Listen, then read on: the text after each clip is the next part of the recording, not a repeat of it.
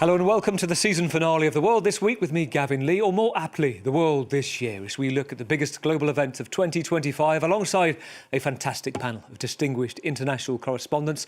Our programme selected this month by the Million Podcasts in 25 of the world's best current affairs podcasts. At 82 last year, 25 this, so thank you for watching and listening around the world over the past 12 tumultuous months in breaking news.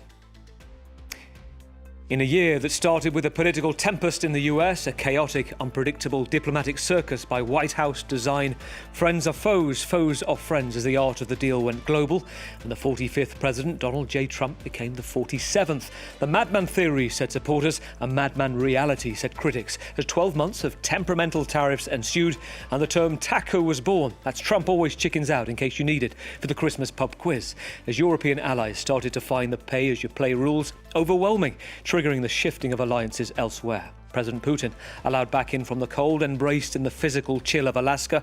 A wanted man with the ICC, not a concern for President Trump, who started a trend of limo diplomacy as the world's strongmen leaders took a series of on-camera car shares as they spoke, albeit without microphone or karaoke. And it's been a year where it turned out the war in Ukraine wasn't solvable in 24 hours, but remains a country digging in and holding on.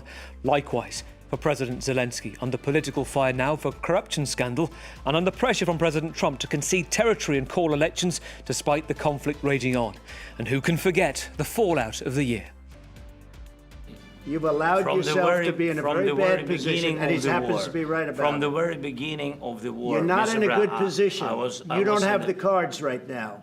With us, you start having cards. But right now, you don't. Yeah, you're playing cards. Mr. President. You're playing cards. Serious. You're gambling with the lives of millions of people. You're gambling with World War III. You're gambling with World War III.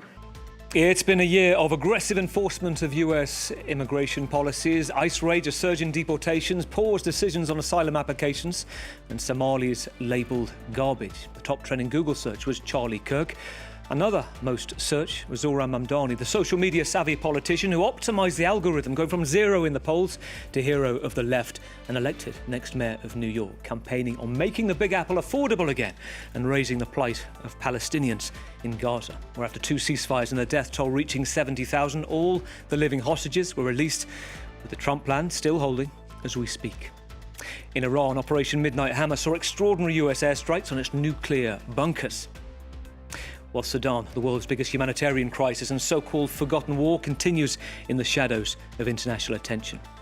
There were coups in Madagascar, in Guinea-Bissau, and conflict brewing too in Latin America, where US gunboat diplomacy continues to play out off the coast of Venezuela. And in a year which has seen a shower of AI slop, it took a while to verify Venezuela's autocrat leader, Nicolas Maduro, was in fact dancing to his own speech, retitled "No War, Yes Peace." No a la guerra loca.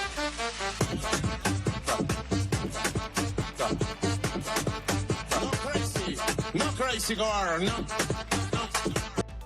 In Paris at the Louvre, the crown jewels were gone in 420 seconds. In Italy, a new era at the Vatican, and an American papacy as Cardinal Robert Prevost became Pope Leo XIV.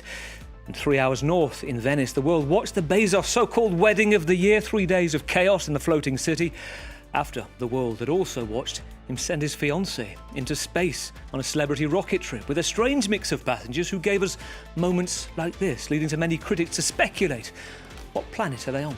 I'm going to tell you something right now. You are officially an astronaut. Thank you so much. How do you feel? I feel super connected to love. So connected to love. I think this experience has shown me you never know how much love is inside of you, like how much love you have to give.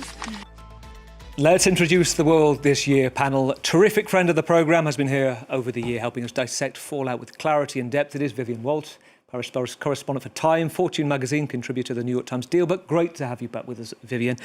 Let me ask you, 2025 as a journalist, an overwhelming slog or a correspondent's dream? I'm exhausted.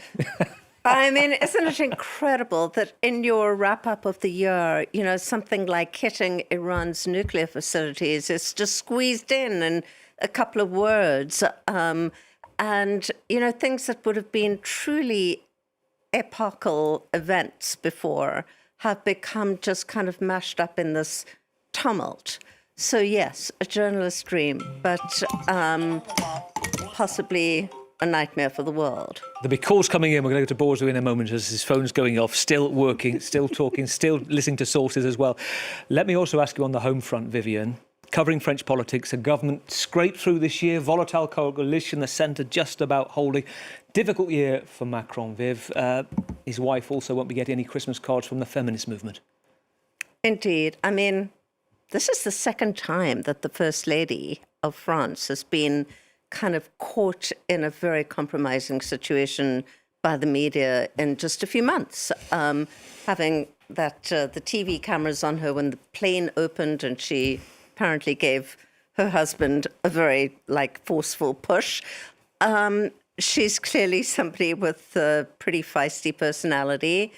I kind of feel for her. It's, this was a hot mic situation that the word behind the scenes among journalists is that they didn't vet the footage before they sent it out to the world. So they hadn't actually listened to the audio. They just caught the pictures of her backstage.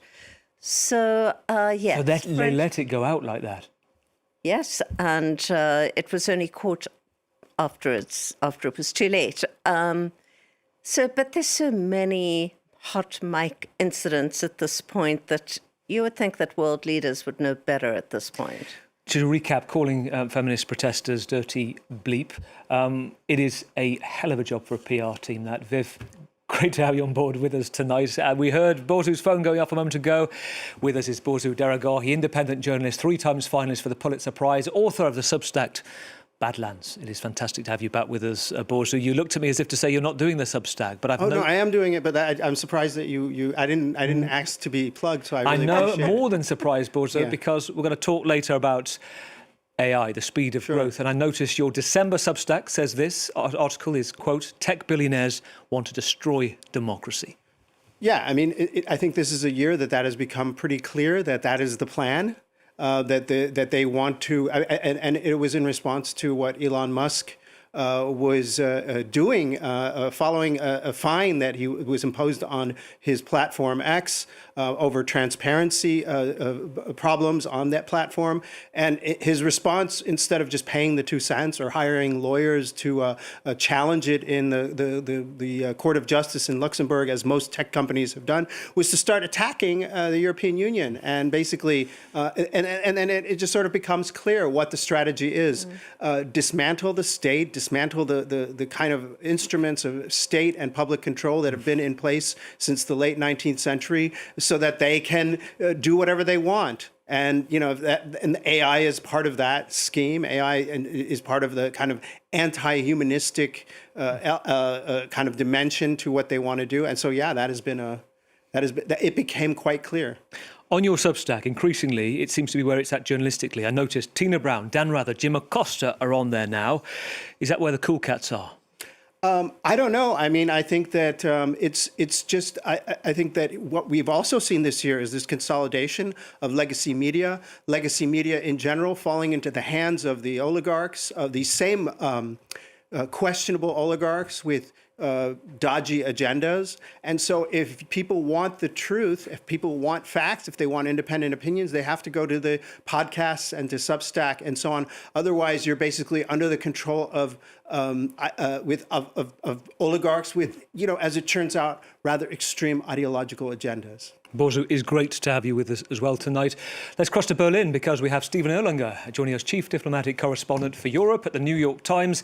Part of the New York Times' Pulitzer Prize-winning team, twice over with a French Légion d'honneur for services to journalism as well. Good evening to you, Stephen. Thank you so much for being with us for tonight's special. I mentioned a moment ago, we talked about the revolving door of French prime ministers. We've had a changing of the guard in Germany, where you are dealing with coalition infighting, economic stagnation. Has Friedrich Merz lived up to the promise of his campaign, this fiscal bazooka he talked about once upon a time for the economy? Well, first, it's a pleasure to be with you, particularly given the importance of this final show. Look, I think has a very thin coalition majority. That's part of his problem. He's given much too much power to the Social Democrats because he actually had to do that, though they had a very bad result. I think the view of Merz is that he's done very, very well on foreign policy, particularly on Ukraine, on dealing with Trump, on dealing with Brussels, which his predecessor, Olaf Scholz, was not terribly interested in doing.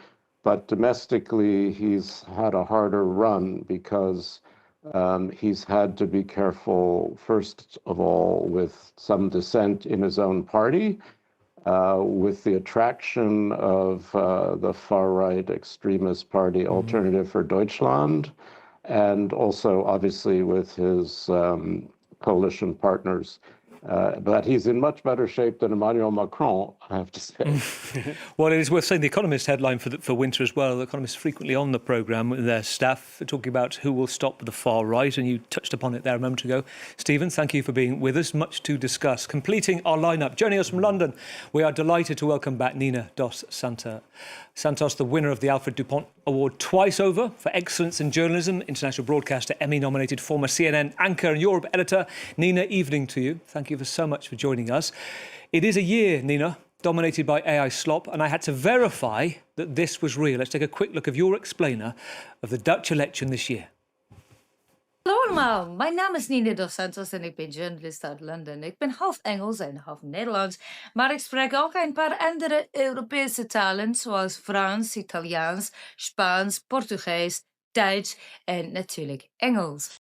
Dutch election explained in 6 languages. Bravo to be said. It has to be. However, you speak the languages of a decaying continent, Nina, of weak leaders, according to President Trump. Europe has had a political kicking this year, hasn't it? It has, absolutely. But thank you for finding that video, actually. I'm rather embarrassed because you're not the first person to say, was that AI generated? Actually, it was a little experiment just to show that, you know, AI could make us more stupid if we decide not to keep learning with our brains and rather with our computers. And one of the big fights, obviously, that the European Union is probably going to have with Donald Trump's administration, considering as it's so much backed by Silicon Valley, is over the fact that some of these big tech barons from the United States are natural disruptors. And what they want to do is aim that disruption at the continent of Europe, partly for economic reasons, and challenge the regulatory setup. In the EU, over here in the UK, we're of course a lot more sensitive to that because we have now Brexited, but also they're trying to use their political heft and their political cash to try and change the political dynamics across the rest of the EU. One of the most alarming things that we saw this year were the likes of Elon Musk speaking directly to the AfD rallies and things like that, saying you have my full support. Obviously, he was pivotal to Donald Trump's re-election this time, and so that will have worried many a politician across the EU. And where you are in the UK, Nina, it's been a hell of a year. Punch and Judy politics in Westminster for the Labour government, going back on its word over tax increases. Would they, wouldn't they? Oh, yes, they did. Also a very royal downfall this year too. Yes, I think there's 2 very important parts of the British elite and institutions who will be extremely worried about what the future holds for 2026. As you quite rightfully pointed out, it is the current inhabitants of Downing Street, Sir Keir Starmer, and in particular his finance minister, his Chancellor of the Exchequer, Rachel Reeves. Both of them have the unfortunate accolade of being the most historically unpopular politicians and prime ministers and chancellors that this country has ever had.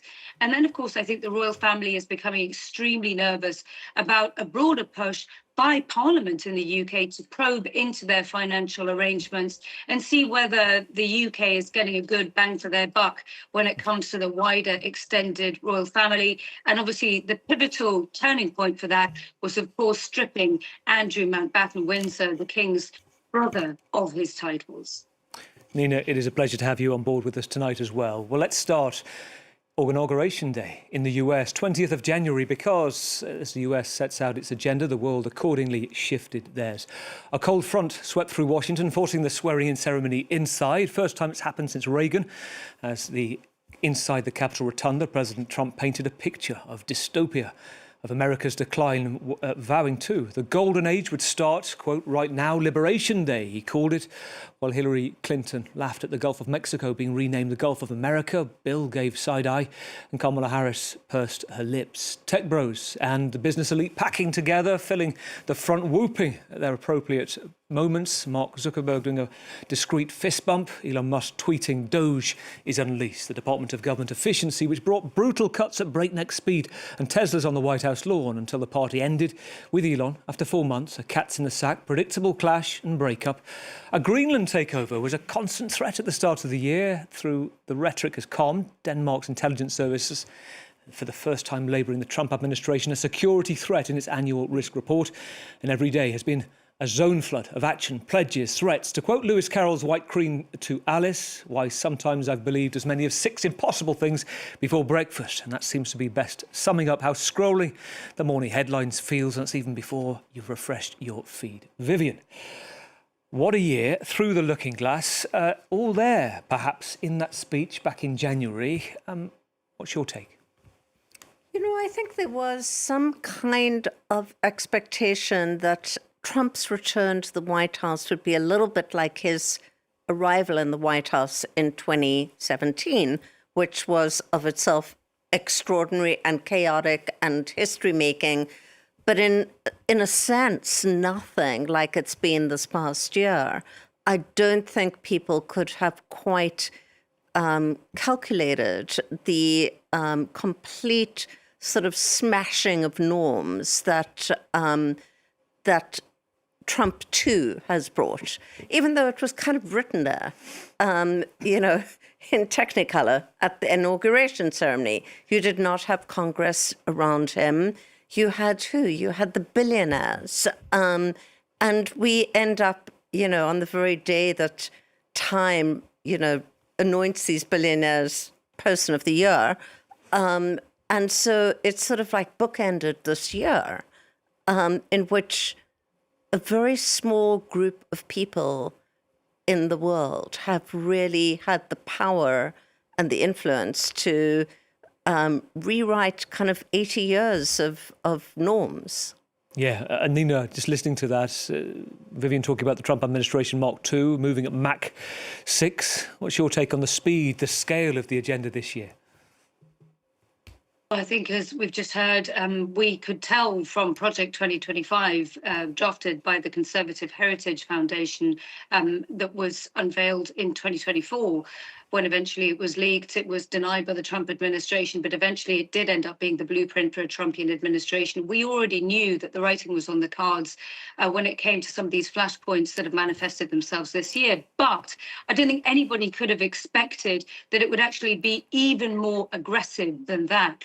The big question I have in the future is, now we head towards the midterm elections next year. So obviously Donald Trump's administration in 2026 will be one that will be even more in a hurry, is what will come after Donald Trump. J.D. Vance, of course, has been the protege of this tech community. He's benefited from their financial largesse to create him as the heir apparent. Will he really take on the mantle of the MAGA movement, or can anybody thereafter, particularly if they get a pummeling in the midterms and things start to shift? And the other thing we've got to consider, that I'm sure we'll get into later on in this program, is that America appears to be surrendering quite a lot of its political currency with other countries around the world. And the question is, to what end? Will there be other politicians after the Trump administration who will be able to reset the narrative? Or will they reset it in 10, 20 years' time with a completely different relationship with other previous allies of the United States? So those are the two questions I have looking forward past Donald Trump. Yeah, MAGA movement looking for its next leader, Borzu, as Nina talked about, the moving and shaking within the MAGA movement as well. We've seen people drop off as well. Marjorie Taylor Greene, Trump repeatedly calls her Marjorie Traitor Greene. I wonder if this shock and awe momentum that we're talking about, the headline grabbing, constantly deliberately overwhelming the media with something new to focus on every day, can be maintained. I wonder as well, and it does seem like there is some pushback coming.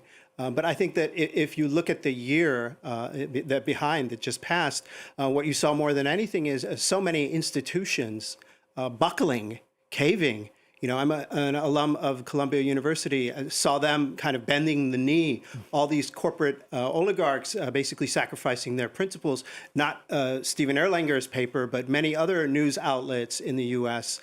Basically just, you know, gave in to Trump, gave in to his demands rather than uphold any principles anyway. And that is continuing. And it shows, I think, a kind of unforgivable and unforgettable lack of moral clarity on the part of many of the institutions that people in the U.S. and the West in general have believed in. Stephen, to Borja's point, the New York Times ran an article that upset Trump in the past few weeks, talking about his age, whether it's catching up with him, his exhaustion, domestically given the changes as well. It is worth noting his approval ratings are lower than most modern presidents as the one-year mark nears. It started in January between 47 to 52% approval ratings. Reuters now showing him on 41% approval, 57 disapproval. Economist YouGov, 38% approval, 57% disapproval, Stephen. He's not MHPA making himself popular again, is he? Well, no, but you know, the thing about Trump is that he never won a majority, even in Republican primaries. What Trump has is this very intense loyalty from the base. Now, the base may be 25% of the country or 30% of the country. It's not the majority of the country, but it is very passionate and it's very powerful inside the Republican Party. So what's remarkable to me about this year are many things. It's not even a full year of Donald Trump, but it has been the extraordinary authority he's asserted over the Republican Party. I mean, he has made both houses of Congress supine, and this has been part of the problem. I mean, the whole notion of checks and balances has been called into question, which is why the midterms are so important, but they're still a year away. So, I mean, it's not popularity that constrains Donald Trump. It may be the courts, it may be the midterms, but I think what people, even Americans like me, didn't really quite understand is so much that surrounds the presidency was not legal restrictions, but conventions, traditions. And Trump bursts through these walls. He doesn't care. He's extraordinary. He loves throwing grenades into the water and seeing what happens. And it's been very, very effective so far. I think, as your other guests have suggested, pushback has been slowly coming, and we'll see what the voters think next November. Speaking of tradition, Stephen, a striking headline in the Financial Times this year was, quote, the death of the diplomat in Trump's America, picking up on the joke that's doing the rounds in Washington that the busiest place in the State Department these days is in the canteen, full of seasoned diplomats with little to do or fearful of doing anything meaningful, lest it angers their political masters. Instead, America this year moved into the age of the envoy. Steve Witkoff, the key envoy, the man who's reaped the biggest return on that $4.50 investment back in the 80s, as the fabled story goes. A cashless Trump walked into a New York deli. He said he'd forgotten his wallet. Steve offered to pay. He's since told reporters, quote, I bought him a ham and Swiss on rye and look what it turned into. Could anybody have had on their bingo card that an American real estate developer, an investor, would be one-on-one negotiating with Putin and Hamas, two of the biggest conflicts on our time, and Ukraine and Gaza? He's partly credited with a significant role too in drafting, refining, brokering the 20-point Trump-Gaza peace plan, still in effect with fragile ceasefire for over 2 months, sporadic violations. Phase 2, Hamas disarmament, the IDF withdrawal and a path to independent governance is seemingly way off. Witkoff even reported to have had a hand in President Trump's apparent unscripted moment in the Israeli Knesset when he called on the Israeli president to pardon Benjamin Netanyahu on corruption allegations. The who the hell cares about champagne and cigars moment. That moment understood to have been part of the quid pro quo for Netanyahu agreeing to the truce. And we know from a leaked intelligence Steve Witkoff sold the Russians the same copy and paste conflict as the Gaza proposal, but for Ukraine, a 20-point plan to stop the fighting still being redrafted, shape-shifting from the original Kremlin-friendly text. To Nina, to sum up the age of the envoy, 2 dominating conflicts, 2 wars, different in so many ways, but a similar approach to end them. What do you make of the way the US is going in about its peace strategy? Well, it's very complicated. It's very unconventional, and it's quite undiplomatic. And in some cases, it appears to be outright biased. If you think about Steve Witkoff's recent meetings in Moscow with the Kremlin to talk about how to resolve the situation in Ukraine, that, of course, is a country that is fighting off Russia that invaded it almost 4 years ago. And then you've got the spectre of nepotism as well, because he brought Jared Kushner along with him. And Jared Kushner, the president's son-in-law, was also pivotal to the Gaza plan as well. These plans, if you look at them, they're at least 20 points long, 28 points long in some cases. The longevity of the conflict appears to dictate how many extra points are included.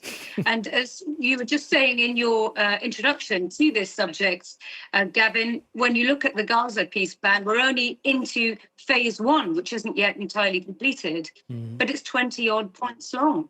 So there are real concerns that these deals won't hold water going forward.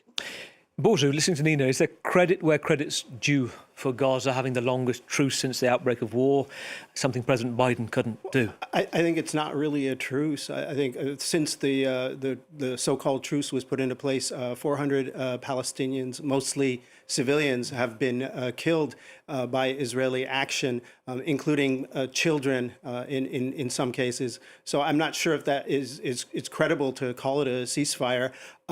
I think this is I mean, maybe my view is a little bit different. I think this is a war that was, fueled in part by U.S. policy mistakes and policy decisions. The longevity of it, the U.S. bears a huge responsibility for. So it's hard to credit them basically saying, okay, guys, call off the war that we have been financing, providing diplomatic cover for, and, even like censoring people talking about some of the alleged war crimes that have been committed, and then, credit them for saying, okay, that's enough. Because another thing that happened, I think, is a kind of an interesting thing in 2025.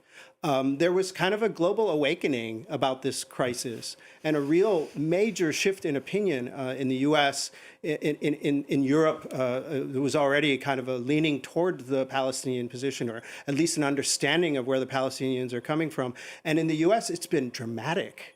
It's been extraordinary, and it is becoming a kind of litmus test. And I think that is why the Trump administration finally said, okay, let's tone this thing down, because they saw how much it was affecting their own domestic political position. Viv, listening about the debate, the age of the envoy, Steve Witkoff, President Trump says he's the modern Henry Kissinger. What do you make of that? I mean, look, I think for all of us, all four of us who spend time in U.S. embassies around the world, we've met a lot of diplomats in a lot of different countries. And what's really striking at the moment is how empty those embassies are. I've been in a few of them recently myself, and there is nobody there. These are kind of shells of diplomacy, and it is going to be very hard to rebuild that, I think. Diplomacy is a long, messy process. We saw for years, unfortunately, Tony Blinken, Marco Rubio's predecessor, shuttling between Kyiv and Jerusalem and Washington, trying to piece together peace deals, which effectively went nowhere. So President Trump doesn't have time for that, and the frustrations are enormous. I was in Israel and the West Bank just a few weeks ago, and the kind of pent-up frustration is really palpable and feels somewhat dangerous. And within Israel, and somewhat as one imagines perhaps within Russia, there is a kind of bubble that people live within and do not really think about what's going on just across the border. So all of these things feel potentially very perilous to me. Stephen, on that point, you know Israel very well, you know Moscow very well as well. You're bureau chief there. I want to ask about, to Vivian's point, and the febrile atmosphere, elections coming up in 2026. Will Benjamin Netanyahu stay in power? Well, it's a very good question. I rather expected that he would have called new elections before now, just to build on the so-called victory in Gaza and over Iran and over Hezbollah. I think he'd love to get his judicial problems out of the way. The problem, with Israel is not just with Israel, it's with any coalition government, but there are small parties that really, in the end, define coalitions because none of the parties are big enough to rule on their own.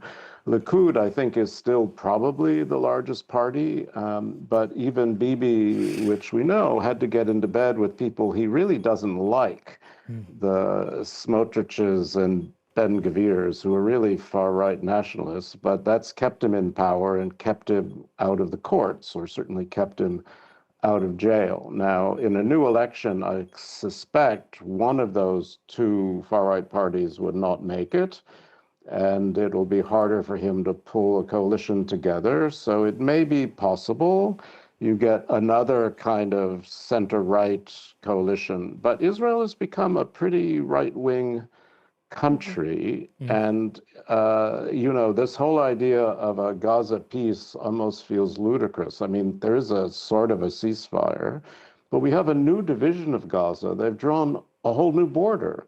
Half of Gaza is under Israeli control. And now they're talking about rebuilding that part of Gaza, while Hamas is re-exercising control over the rest of Gaza. So if this is peace, let's redefine the word. And to which, Nina, going back to your point right at the start and tying in with Stephen's, which is there's two men who will be back and forth to see if we can get to phase two, Witkoff and Kushner. The journalist Anne Applebaum writes this, quote, Witkoff and Kushner are not taking government kickbacks, as some Ukrainian officials are now accused of doing. The corruption they represent, she says, is more profound. They're using the tools of the American state in a deal that happens to benefit their friends, business partners, even as they do terrible damage to America's allies. And I wonder, that said, will we remember this as the year Ukraine lost momentum or the year Europe began to step up? Well, I think Europe's had a lot of warning calls to deal with over the last year or so, particularly ratcheting up in the last 6 months. But I think the thing that's really shaken them into action, and I was in Berlin at a conference speaking to diplomats as well, European diplomats and Ukrainian diplomats who are quite concerned at the new national security strategy that the United States has now unveiled, which is they believe unnecessarily pugnacious. Now we realize there's a classified version of that that's even more alarming, that is aiming at effecting government change, or at least trying to encourage some governments to leave the EU that are crucial members of the EU. And some of those countries are ones that really support Ukraine. So I think there's a real realization across the European Union, even in the UK, that obviously, remember, is trying to create this coalition of the willing to rally France, Germany, some of the big economic powers, get some military heft together, see if they can get some troops together. In the case that America pulls out, its support completely from Ukraine at the end of the year, and Ukraine will obviously need a lot of help straight away from Europe. It'll also need a lot of money as well. And this is where this EU summit that's happening at the end of the year will be crucial to try and see whether they can unfreeze hundreds of billions of dollars worth of frozen Russian assets, give that to Ukraine, because Ukraine says it needs 65 billion euros at least just in this budget going for a year or so over the next few years. And it'll need that from Europe because it's clearly not going to get it from the United States. No, and that money is fine out. 2026 is a year where that money, it's said, could, well, soon run out. OK, how it started, how's it going moment. President Trump, back to the beginning of the year, on how his administration, he said, should be judged. We will measure our success not only by the battles we win, but also by the wars that we end, and perhaps most importantly, the wars we never get into.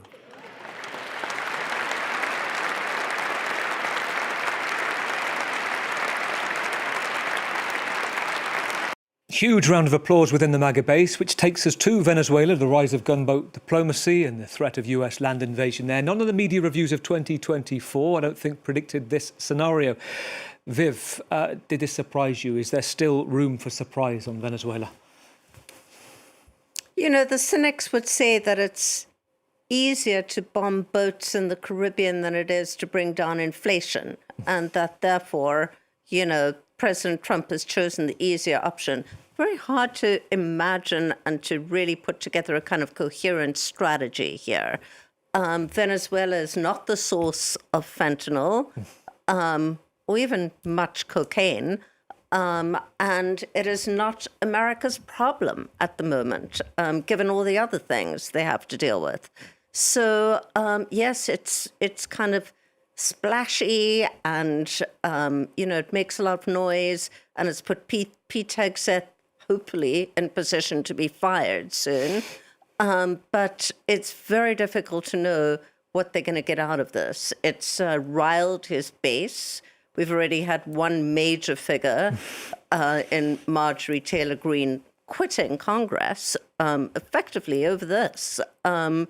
And she speaks, I think, for a lot of others. And he's relentless still in his attacks on Marjorie Taylor Greene.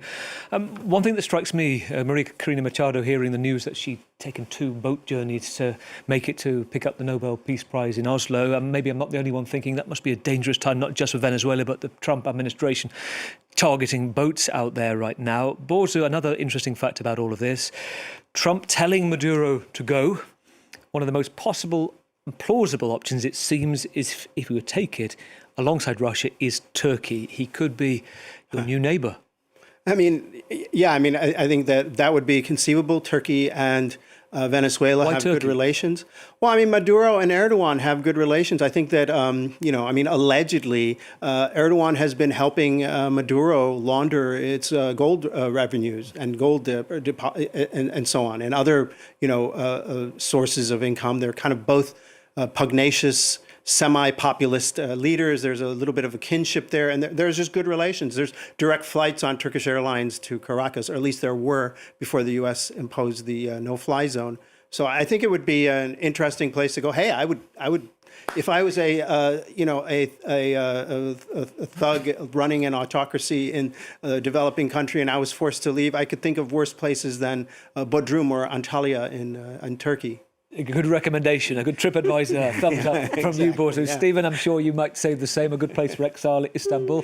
Let me also ask you, Stephen, I spoke recently to Doug Farrar, who was an analyst in the US who took part in war games strategies on Venezuela, and said every time that they worked out with the armed forces a toppling of Maduro, it ended in chaos, factions of different drugs groups against factions of different military. I just wonder whether that would influence Trump at all, knowing that the war games aren't going the administration's way. Well, I think he is, you know, this is a diversion, Vivian put it properly, but it's also part of Trump's Western Hemisphere emphasis, which came out very strongly in the national security strategy, his push on Greenland, his push on Canada, his pushing Mexico on issues of tariffs. And of course, Trump has made a big deal about migration and ending illegal migration and about the war on drugs. And the problem is with Venezuela, the war on drugs has become a real war.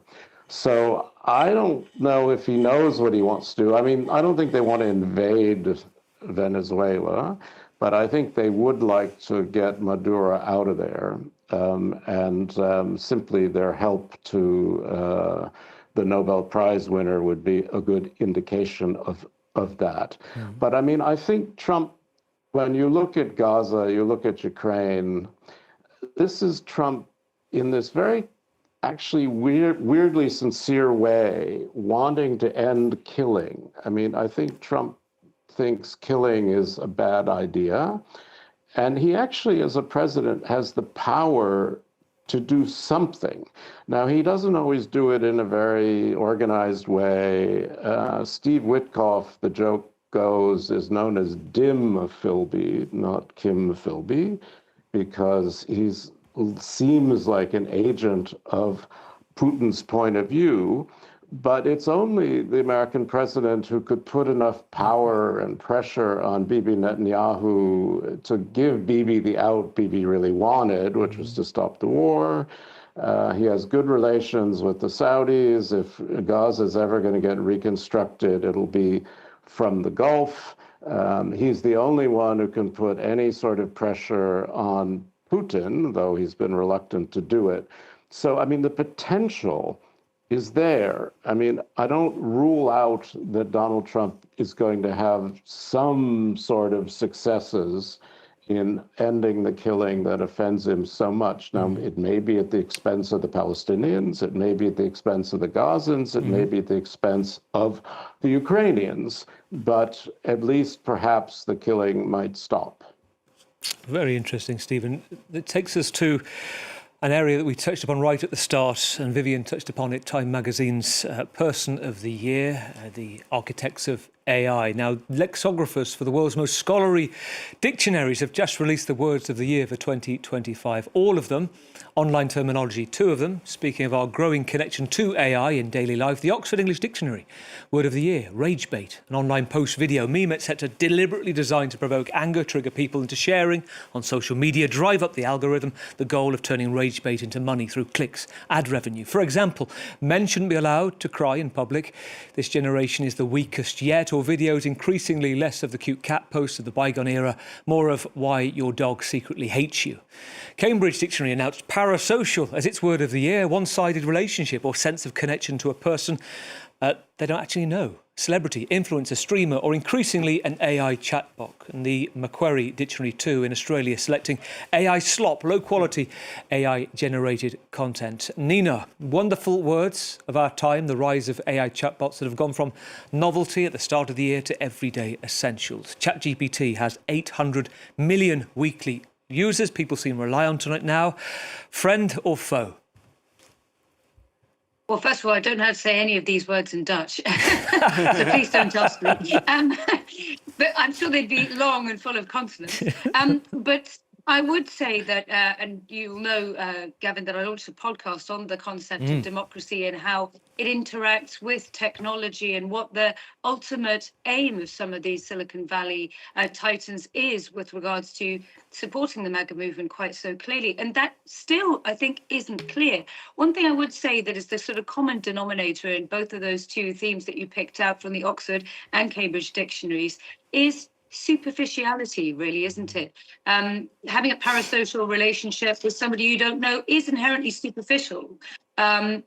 Not using your CPU up here and relying too much on the CPU via the computer or your smartphone, again, is evidence of a more sort of superficial existence that we've known in generations gone by. And I think that is one of the reasons why rage bait is so successful. And it is to the detriment of our democracy, because obviously for journalists like us, we play an important unofficial role in upholding the standards of what is and isn't true and holding truth and power to account. And when people are consuming information in an angry fashion and superficially, they are easily manipulatable by politicians. And I think that's part of the backdrop to the kind of zeitgeist we see today. It is a very interesting point, Nina. And Borja, we had Richard Worley on the programme recently saying his newsroom at Blick in Switzerland starting to AI-ify, if that's the right term for it. You said right at the start about the worry of your Substack. Do you use AI in your journalism? ChatGPT, Grok, anything? And do you find yourself talking to it like it's human? The only time that I ever use AI is to run something that I've written through an edit, that because a newspaper or news organization that I work for has fired the copy editors and fired the editors and so on. So I use it because I don't have the great editors that I used to have are all either in retirement or gone, you know. And I think that's to me it's all, you know, to me the word of the year is slop. And that is the theme for the entire year. It goes from AI slop to, you know, Fed slop, the government, the stuff that the government feeds us, and it goes to the political slop that the politicians feed us, the Department of Health secretary doing pull-ups at the airport, this kind of weak facile, performative kind of politics meant for 30-second clips. The garbage that the Cuomo put out on Twitter during the election against Zohran Mamdani, during the campaign against Zohran Mamdani. It's been the year of just like the denigration. It's been the year of like the denigration of our culture and our politics, thanks to these billionaires. It's their goal is to denigrate our culture and politics so that they can reshape, and this has been written by smarter people than I, so that they can reshape the body politic and the economy to benefit themselves. It's an interesting point, and yet inversely, I'm sure the gods of Instagram and X didn't see or foresee the rise of Zohran Mamdani, who, in an equal way, utilised the algorithm to become ubiquitous. Viv, Times Magazine's Person of the Year, it's worth saying because it was Trump last year. It is not about being a good influence, it's about being the most influential. Yes and no. I mean, I think that the cover image was very clever. Tell us about that. This was 2 covers. Yes, 2 covers. Well, I'm going to talk about the one where you have all the AI billionaires sitting on the, recreating the iconic photo of the building of Manhattan, where you have the AI billionaires effectively building this new Gilded Age. This was the Gilded Age photo. And here we are back again in the Gilded Age. I am not as, negative as Borzu is. I use AI a lot. I use AI to put interviews through transcription and translation apps. It's all AI. I do check ChatGPT for timelines, historical facts, things, how to spell people's names, etc. So there's a lot that I use more and more AI for. I was earlier this year in the AI lab of Novo Nordisk, the maker of Ozempic, who has, I think now, the biggest AI lab in Europe, where they're researching new drugs and trying to figure out molecules to, find cures for various diseases. I think that's great. So, yes, there's great promise and great peril. AI companies also represent something like 30% of the Dow Jones Industrial Average.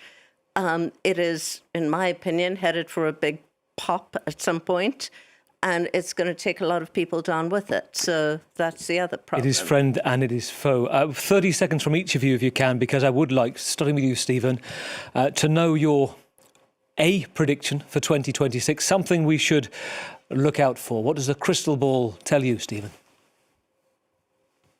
I think the crystal ball will show a National Rally president of France, which will shake many foundations.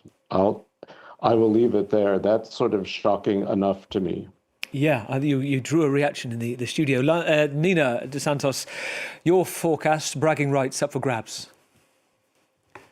I think Keir Starmer and the current cabinet of the ruling Labour Party very early into their government will be very, very worried come the local elections in the spring. It may well be that even though we're used to Conservative governments turfing out their leaders quite quickly and Labour ones not, it may be that both Keir Starmer and Rachel Reeves are forced out by their own party because, of course, the spectre of a far-right government here in the UK is also something to consider, just like in France.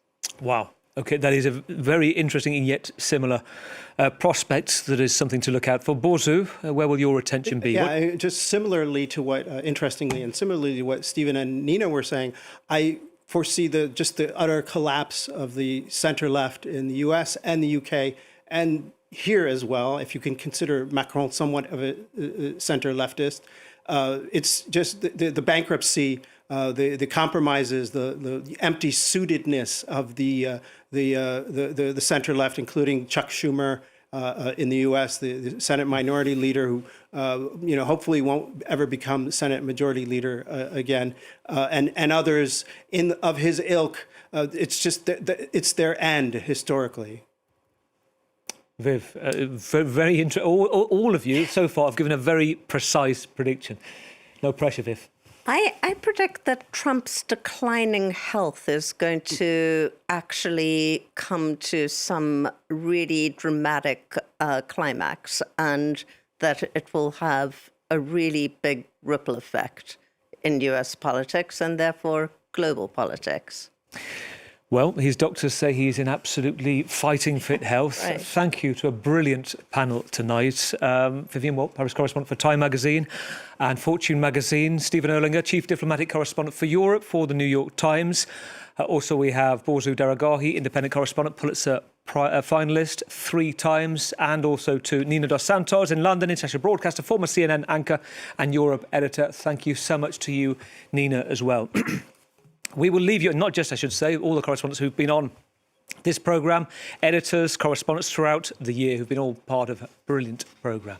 I'll leave you with the words of the great playwright, Tom Stoppard, who the world lost at the year's end, writing in a play that takes place in the offstage world of Shakespeare's Hamlet. Rosencrantz and Guildenstern are dead. The player king says, we do on stage the things that are supposed to happen off. It's a kind of integrity. If you look at every exit being an entrance somewhere else. Enjoy the Christmas break. We'll see you soon. We'll return to put the spotlight on events happening on the world stage for the world next year. Look at this.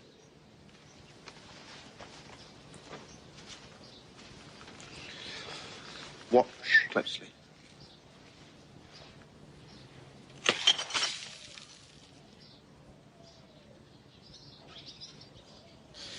Interesting.